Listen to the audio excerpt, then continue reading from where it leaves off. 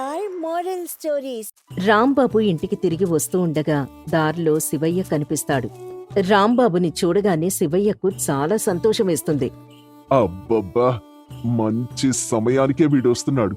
వీడొక్క పిచ్చి వెంగలప్ప. ఏది చెప్పినా నమ్మేస్తాడు. నా భార్య పొద్దున్నే చీవాట్లు పెట్టింది. ఈ రోజు ఎలాగైనా దానికి ఇష్టమైంది తీసుకువెళ్ళాలి. నా దగ్గర డబ్బుల్లేవు. ఇక వీడి దగ్గర నుంచి ఆ డబ్బులు రాబట్టాలి. అలా అప్పటి వరకు బాగానే ఉన్న శివయ్య ఉన్నట్టుండి మొహం ఏడుస్తున్నట్టు పెడతాడు. అది చూసి రాంబాబు, అరే శివయ్య, ఏంటి నన్ను చూసి ఏడుస్తున్నావు? ఏమైంది నీకు? బాగానే ఉన్నావు కదా? ఏం చెప్పమంటావు రాంబాబు, నిన్ననే నా గుండెకు చిల్లు పడింది. వెంటనే సూది దారం తీసుకొని ఆ రంధ్రం లేకుండా కుట్టేయాలి. కానీ ఏం చేయను? ఆ సూది దారం తీసుకోవడానికి నా దగ్గర డబ్బులు లేవు. నా గుండెని అలా వదిలేస్తే ఇక ఏమవుతుందో ఏవో అని భయంగా ఉంది. శివయ్య అలా చెప్పగానే అమాయకుడైన రాంబాబు ఆ మాటల్ని నమ్మేస్తాడు. ఇక వెంటనే, అలా ఆ రంధ్రాన్నుంచితే నీకే కష్టం కదరా. ఆ రంధ్రంలో పక్షులు చేరి గుడ్లు పెట్టేస్తే ఎలా? నువ్వు జాగ్రత్తగా ఉండాలి కదా. అవును రాంబాబు, మొన్న మా ఆవిడ ఆ రంధ్రంలో తన బంగారు నగలు దాచుకుందామని చూసింది. నా గుండె అన్ని మోయలేదని చెప్పాను. అందుకు మా ఆవిడ ఇంట్లో నుంచి నన్ను గెంటేసింది రాంబాబు. తినడానికి కూడా ఇప్పుడు నా దగ్గర డబ్బులు లేవు అంటూ బోరున ఏడ్చినట్టు నటిస్తాడు శివయ్య. అది నిజమనుకుని రాంబాబు బాధపడిపోతాడు. ఇక వెంటనే తన జేబులో ఉన్న డబ్బులు తీసి శివయ్యకిస్తాడు. ఇదిగో, ఈ డబ్బులు తీసుకొని కడుపు నిండా తిను. అలాగే సూది దారం తీసుకొని గుండెకైన రంధ్రాన్ని వెంటనే కుట్టేసేయి, సరేనా? అలాగే రాంబాబు, నువ్వు దేవుడివిరా, దేవుడివి. అలా శివయ్య డబ్బులు దండుకొని అక్కడి నుంచి హుషారుగా వెళ్తాడు. రాంబాబు మాత్రం ఏదో దొంగతనం చేసిన వాళ్ళ ఇంటికి చేరుకుంటాడు. ఇంటి బయట రాంబాబు భార్య రమ్య ఉంటుంది. ఏంటండి మీరు పొద్దున్ననగా వెళ్లారు, ఇంకా రాకపోతే ఎలా చెప్పండి? నేను పప్పు తీసుకురమ్మన్నాను కదా. మీరిలా ఆలస్యం చేస్తే నేను కూర ఎలా చేయగలనండి? పప్పు తీసుకురావడానికి దుకాణానికి వెళ్ళానా? అక్కడ చూస్తే చాలా పప్పులున్నాయే. వాటిలో ఏం తీసుకురావాలో నాకు తెలియలేదు. అందుకే నిన్ను అడుగుదామని మళ్ళీ ఇంటికొచ్చాను. కానీ ఈ లోపే ఆ శివయ్య గుండెకు రంధ్రం అయితేను సూది దారం కొనుక్కోమని ఆ డబ్బులిచ్చేశా. అయ్యో దేవుడా, మిమ్మల్ని కట్టుకున్నందుకు నాకిలా అవ్వాల్సిందేలేండి. పప్పు తెమ్మని చెప్పి పెద్ద తప్పు చేశాను. ఊళ్ళో వాళ్ళు మీ అమాయకత్వం చూసి డబ్బులు తీసేసుకుంటున్నారు. మీది మట్టి బుర్ర. ఇలా అయితే ఎలా? నా సంసారం బావుంటుందని నాకు నమ్మకం లేదు. నేను మా పుట్టింటికెళ్ళిపోతాను. రమ్య, ఇప్పుడు వద్దులేవే. రేపు ఉదయాన్నే బస్సుంది, అందులో వెళ్ళు, బావుంటుంది. కర్మరా దేవుడా, అంతా నా కర్మ అని అనుకుంటూ రమ్య వంటగదిలోకి వెళ్తుంది.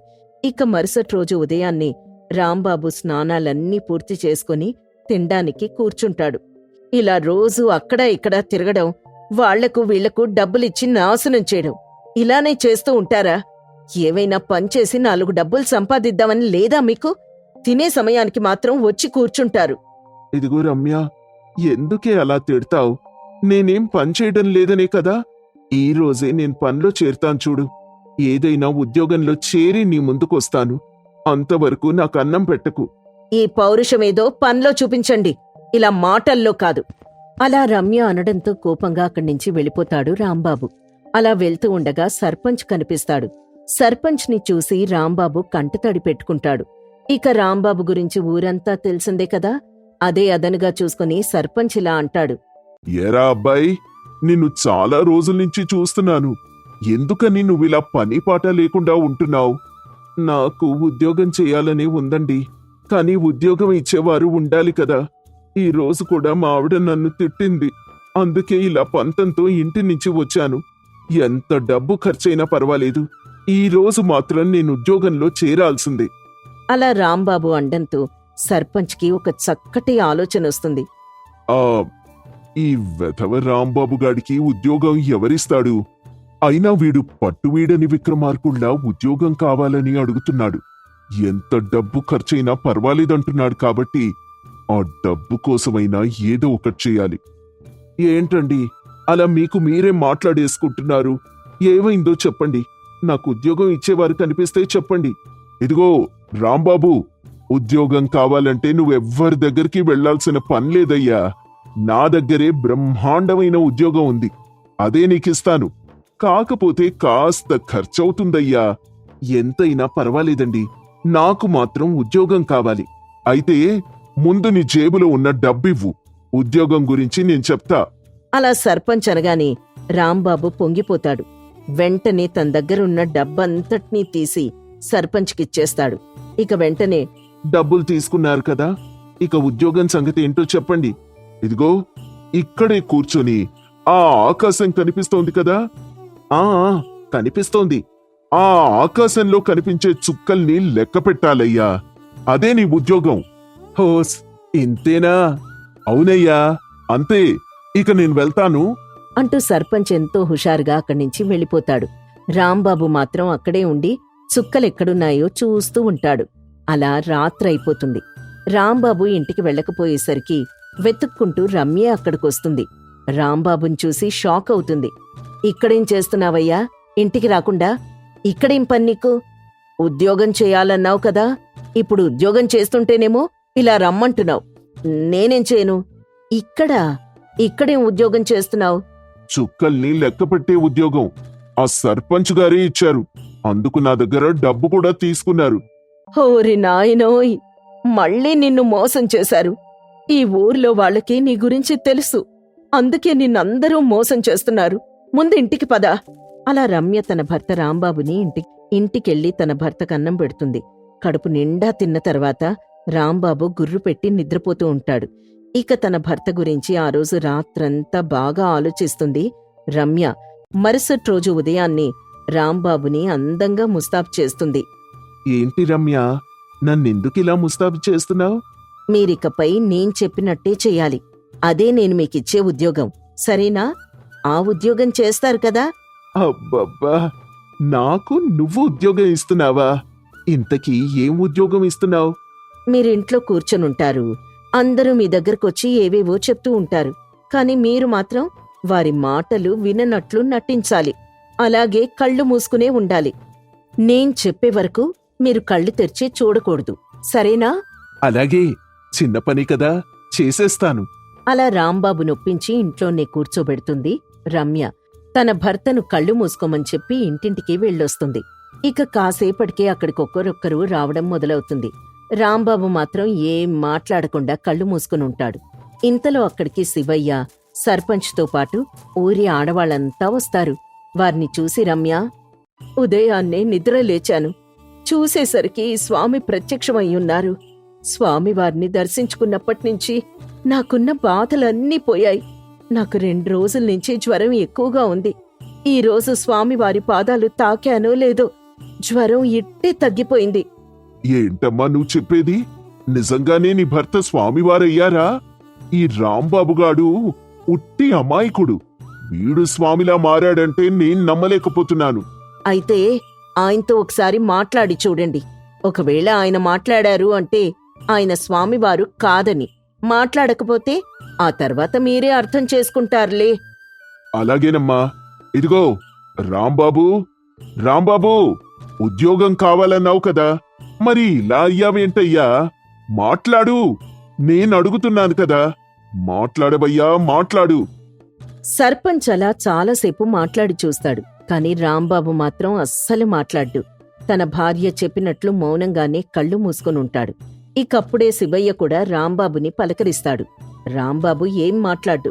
చూశారా, రాత్రికి రాత్రే ఆయనలోకి దైవశక్తి వచ్చి చేరింది. నా జ్వరం మాయమైంది. చూడండి, కావాలంటే మీరేమైనా అనుకోండి, అవి నెరవేరాయంటేనే స్వామివారిని నమ్మండి. కాని ఒకటి గుర్తుపెట్టుకోండి, స్వామివారిని శంకించడం మహాపాపం. మీరు కాని ఈ స్వామిని అనుమానిస్తే మీకే ఏదో ఒకటి జరుగుతుంది. మీ కుటుంబాలు నాశనమైపోయినా అవ్వచ్చు. అయ్యయ్యో, అంత పని ఎందుకులేమ్మా. మేం కూడా ఈ స్వామివారిని నమ్ముతున్నాం. ఈ స్వామి మహిమగల స్వామి అంటూ సర్పంచ్ కానుకలు వేస్తాడు. ఆ తర్వాత శివయ్య కూడా కానుకలు వేస్తాడు. ఇక అక్కడికొచ్చిన వారంతా తమ మనసులోని కోర్కెలు కోరుకుంటూ తమకు తోచిన కానుకలు సమర్పించుకుంటారు. ఆ రోజంతా అలా సాగుతుంది. ఇక అందరూ వెళ్ళిపోయిన తర్వాత రాంబాబు కళ్ళు తెరుస్తాడు. రమ్య డబ్బులు లెక్క పెట్టడం మొదలు పెడుతుంది. రమ్య, బాగానే డబ్బులొచ్చినట్టున్నాయి. నాకు మంచి ఉద్యోగమే ఇచ్చావు. చూడండి, ఇకపై మీరు కళ్ళు మూసుకొని తథాస్తు అని అనాలి. ఎవరేం చెప్పినా శుభం తథాస్తు అని అంటూ ఉండాలి. అలా అంటేనే మనకింకా ఎక్కువ డబ్బులొస్తాయి. అలాగే రమ్య, నువ్వు చెప్పినట్టే చేస్తాను.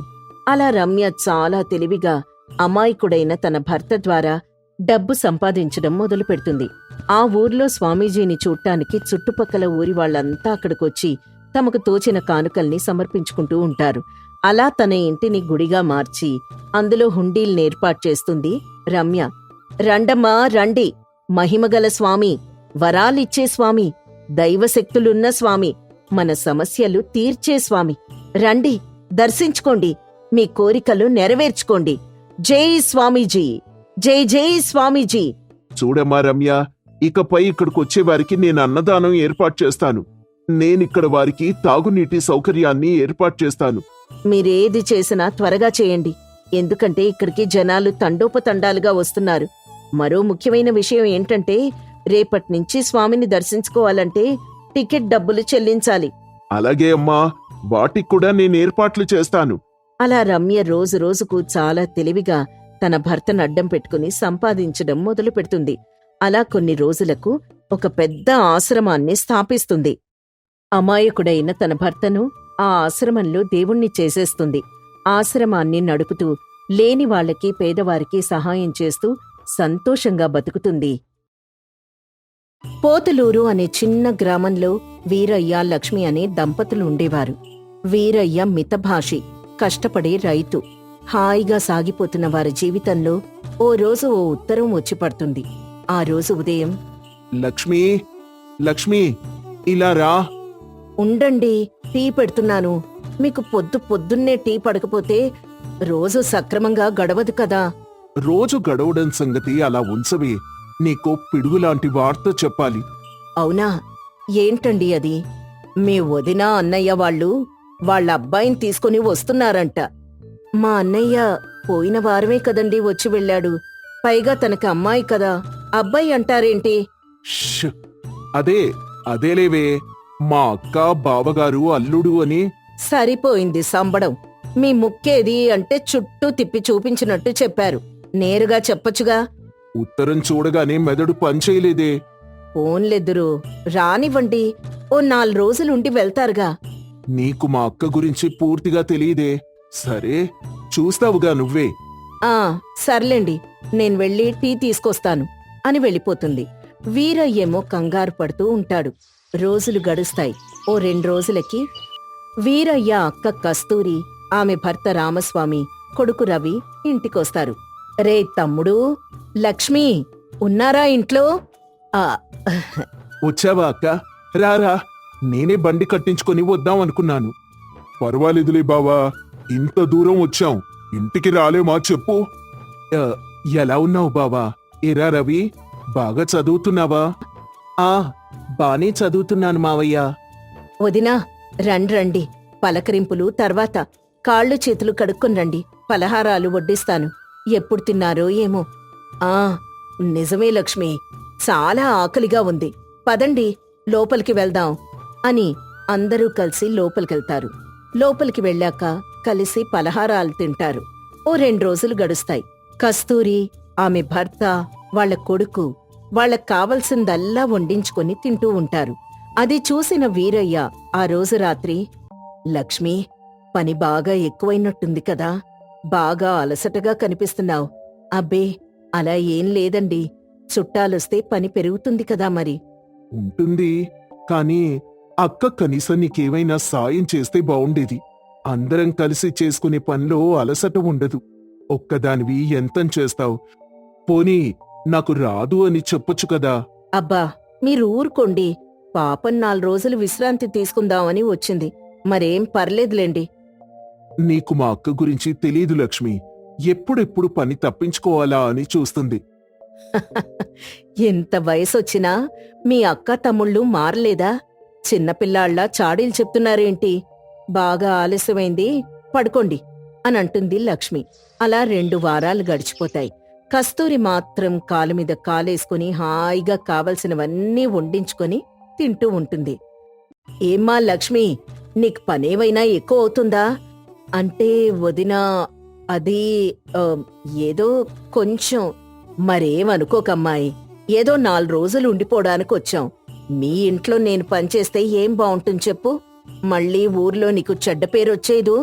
మీరు నాకు సాయం చేస్తే నాకు చెడ్డ పేరు ఎందుకొస్తుందో దినా? రాదా మరి? ఇంటికొచ్చిన చుట్టాలతో ఆ లక్ష్మి పని చేయిస్తుందట అంటే అవ్వా, నాకే చిన్నతనంగా ఉంటుంది. ఓ అలానా? అలాగే వదినా, మీరేం సాయం చేయక్కర్లేదులేండి. అదే మరి, అందుకే చేయడం లేదు. సరే కాని, మీ అన్నయ్యకి బొబ్బట్లంటే చాలా ఇష్టం అమ్మాయి. కాస్త చేసి పెట్టవు? అంటే వదినా, అది చేయడం నాకు రాదు. దానిలో ఏముందని నేను చెప్తాను, నువ్వు చేసేయ్ అని ఆమెను వంటగదిలోకి తీసుకెళ్లి దగ్గరుండి చేయించుకుంటుంది. ఇదంతా వీరయ్య గమనిస్తూనే ఉంటాడు. అలా మరో వారం గడిచిపోతుంది. ఈసారి లక్ష్మి ఒంట్లో కూడా ఓపికైపోతుంది. ఏమండి, మీ అక్క గురించి మీరు చెప్పింది నిజమేనండి? అదే కదా నేను చెప్పింది. ఏం చెప్పాలో ఎలా చెప్పాలో కూడా నాకు అర్థం కావడం లేదే. ఇక నా వల్ల కూడా కాదండి. 3 రోజులన్నారు, ఇప్పుడు 3 వారాలయింది. సరే సరే, నేను రేపోసారి బావతో మాట్లాడి చూస్తాను. సరేనండి అని లక్ష్మంటుంది. ఆ మరుసటి రోజు వీరయ్య రామస్వామిని పొలం దగ్గరికి తీసుకుని వెళ్తాడు. ఏంటి బావా, ఎందుకింత దూరం తీసుకొనొచ్చావు? అది నీతో కొంచెం మాట్లాడాలి బాబా. అమ్మో, ఇప్పుడీ పొలానికి నీరు పెట్టమంటావా ఏంటి? నా వల్ల కాదు బాబా, నన్ను ఇందులోకి లాగద్దు. అయ్యో, నీకేం పని చెప్పంలే బాబా. అది కాదు, మీరొచ్చి చాలా రోజులవుతోంది. ఊర్లో పనులవి అలానే ఉంటాయనుకుంటా కదా, ఇబ్బంది ఏం లేదా? ఏం ఇబ్బంది ఉంటుందయ్యా, ఏమీ లేదు. ఇక్కడ మాకు హాయిగా ఉంది. మీ అక్క ఏదంటే అదే బాబా. అది కాదు బాబా. సరే బాబా, నాకు ఆకలేస్తోంది, నేనింటికి వెళ్ళొస్తాను అనంటాడు రామస్వామి. మరోవైపు ఇంట్లో లక్ష్మి కస్తూరి కొడుకుతో, రే రవి, ఇలా రా నాన్నా ఓసారి. ఏంటత్తా, ఏమైనా కొత్త వంటకం చేశావా? లేదులేరా, ఇంట్లో పచ్చిమిరపకాయలు అయిపోయాయి. పక్కనే ఉన్న కొట్లో తీసుకుని రాపో. అయ్యో అత్తా, అంత దూరం వెళ్ళాలా? దూరమేం కాదురా, అలా కుడివైపుకి తిరిగితే ఆ గుడి పక్కనే ఉంటుంది. పో అత్తా, మామయ్య వచ్చాక తెప్పించుకో. నా వల్ల కాదు, నేనంత దూరం నడవలేను అని చెప్పి రవి వెళ్ళిపోతాడు. ఇక చేసేదేం లేక ఆ రాత్రి లక్ష్మి వీరయ్య బాగా ఆలోచించి ఆ మరుసటి రోజు కస్తూరి వాళ్లతో ఇలా అంటారు. అక్కా, బావా, మీతో ఓ విషయం మాట్లాడాలి. ఏంటి బావా, ఇంకా నువ్వు పొలానికి వెళ్ళలేదా? రోజూ ఈ పాటికి వెళ్ళిపోతావు కదా. లేదు బావా, మీతో మాట్లాడదామని. ఏంటి లక్ష్మి, ఇంకా పలహారాలు సిద్ధం చేయలేదా? ఆకలిగా ఉంది, త్వరగా వెళ్ళు. అక్కా, ముందు నేను చెప్పేది వినండి. అబ్బా, ఏంట్రా నీ గోల? పొద్దున్నే ఏమైంది నీకు? అక్కా, అక్కా, బావా, ఇప్పటిదాకా మా ఇల్లు మీ అందరికీ ఓ విశ్రాంతి నిలయం అనిపించిందనుకుంటా కదా. అవును బావా, సరిగ్గా చెప్పావు. కాని విశ్రాంతి కూడా ఓ పరిమితి వరకే బావుంటుంది. 3 రోజులన్నారు, కాని 3 నెలలు కావస్తోంది. అంటే ఏంట్రా నీ ఉద్దేశం? నీ ఇంటికొచ్చిన వాళ్ళని గౌరవించే పద్ధతి ఇదేనా? గౌరవం ఇవ్వడంలో ఎలాంటి లోపం లేదు వదినమ్మా. కాని మేం పనిచేస్తూ ఉంటే మీరు చూస్తూ కూర్చోడాన్ని మనసు సహించటం లేదు. చుట్టాలంటే కాస్తైనా సహకారం అందించాలి కదా. ఈ మాటలు విని కస్తూరి, రామస్వామి కాస్త ఆశ్చర్యంగా చూస్తారు. అంటే ఏంటి మీ ఉద్దేశం? పని చేస్తేనే మీ ఇంట్లో ఉండాలా మేము? పని చేయడం చేయకపోవడం కాదు వదినా, కనీసం బాధ్యత ఉండాలి కదా. ఒకే ఇంట్లో ఉంటూ ఒకరికొకరం సహకరించుకోకపోతే ఎలా చెప్పండి? అనండి, అంతా నన్నే అనండి. ఏదో తమ్ముడు మరదలు దగ్గర ఉండిపోదామని వస్తే ఎన్నేసి మాటలు అంటున్నారు. అక్క అక్క, నా ఉద్దేశం అది కాదక్కా. ఎవండి, చూసారా, వీళ్ళిద్దరూ మనల్ని ఎన్నేసి మాటలు అంటున్నారు. రే, ఇంక నేను మీ ఇంటికి రాలేను. అక్క, నువ్వు నన్ను తప్పుగా అర్థం చేసుకుంటున్నావు. ఒకే ఇంట్లో ఉంటూ కాస్త చేదోడు వాదోడుగా ఉండాలి కదా. ఇది నీ ఇల్లే కదక్కా. కాని లక్ష్మి ఒక్కతే ఎంత పనిని చేసుకుంటూ ఉంటుంది. నువ్వు కూడా ఒక్కసారి ఆలోచించు. అత్తా, నన్ను క్షమించండత్తా. నేనొక్కసారి కూడా మీకు సాయం చేయలేదు. ఇప్పుడు మీ మాటలు విని నిజంగా నాకు సిగ్గేస్తోంది. చూడక్కా, చిన్నపిల్లాడు ఎలా అర్థం చేసుకున్నాడు అంటాడు వీరయ్య. అంతా మౌనంగా ఉంటారు. దీంతో రామస్వామి, కస్తూరి, వాళ్ళు చెప్పింది కూడా నిజమే కదా. ఎంత సొంత తమ్ముడైనా ఎన్నాళ్ళని ఇలా ఊరికే తిని కూర్చుంటాను చెప్పు. పోనీ ఇక్కడే ఉందాం అనుకుంటే మనం వాళ్ళకి సాయంగా ఉందాం. అవునమ్మా, అలానే చేద్దాం. మనమేమీ వీళ్లకు భారంగా ఉండాల్సిన అవసరం లేదండి. మన ఇంటికి మనం వెళ్ళిపోదాం. అక్కా, సాయంగా ఉండమన్నానక్కా, అంతే. నాకర్థమైందిరా. ఇది కోపంతో చెప్పడం లేదు, బాధ్యతగా చెప్తున్నాను. చుట్టరికం అనేది అప్పుడప్పుడు వస్తేనే బావుంటుంది. ఈసారి నువ్వు లక్ష్మి మా ఇంటికి రండి. అప్పుడు నేనే దగ్గరుండి అన్నీ చేసి పెడతాను. ఇప్పుడు మాత్రం మేం బయలుదేరతాన్రా. వదినా, ఇలా చెప్పినందుకు ఏమీ అనుకోకండి. మీకోసమే. నాకర్థమైంది లక్ష్మి. ఇన్నాళ్ళు ఓపిగ్గా చేసి పెట్టావు, అదే చాలు అని ఆ రోజు సాయంత్రానికి కస్తూరి కుటుంబం తమ సామాన్లు సర్దుకొని వెళ్ళిపోతుంది. బంధాలు శాశ్వతం, కానీ బద్ధకమనే విషం బంధాల్ని కూడా బరువుగా చేస్తుంది.